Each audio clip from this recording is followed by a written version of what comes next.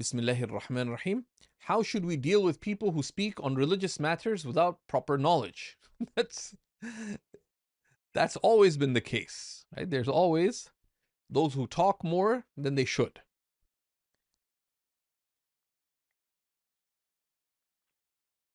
And in our times, the voice of the ignorant can be amplified much further. So you find all kinds of things. So do not listen to the ignorant.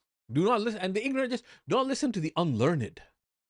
Religion is not a plaything.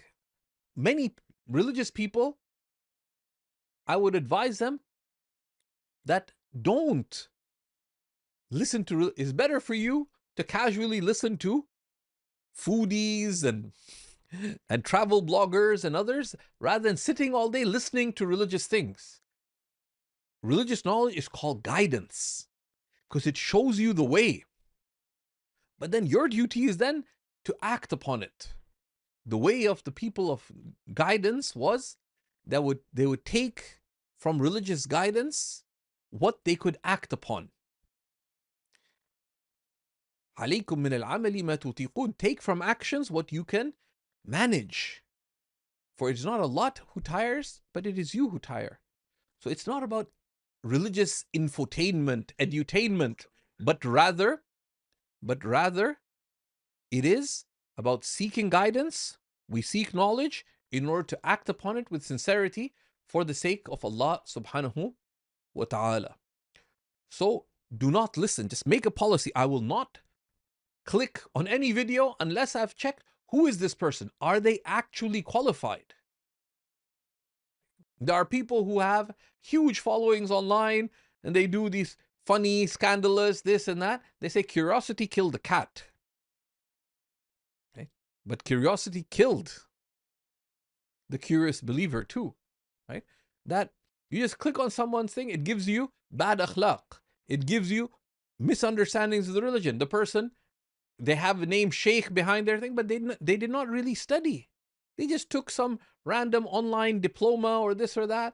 But were you to check, this is not the kind of person you're supposed to take your religion from. So don't listen to them.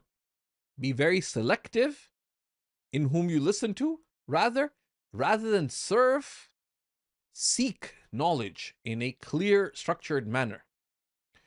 And in that, and beyond that, if there's someone who listened to you, advise them politely, or perhaps talk to someone who knows them, who can advise them.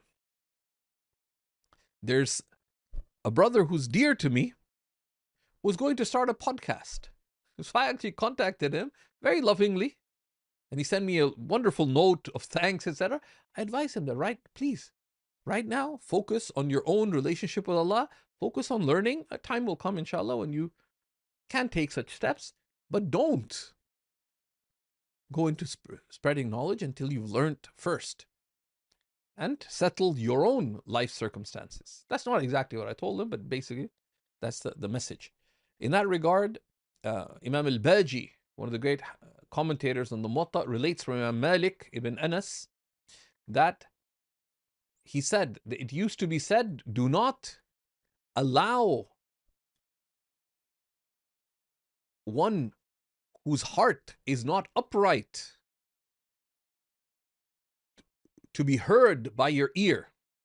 Do not allow anyone who's not of an upright heart, meaning do not allow for a corrupt person to be heard by your ears.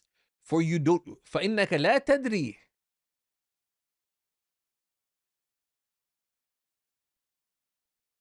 Right? Because you don't know what harm may befall you.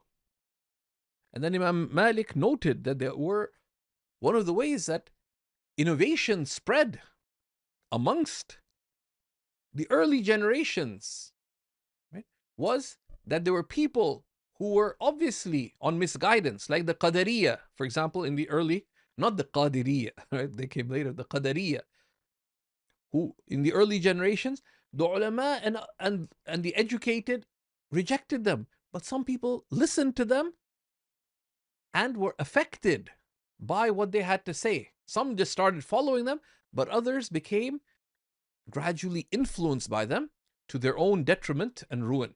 So don't be such a person. لا إله إلا الله محمد رسول الله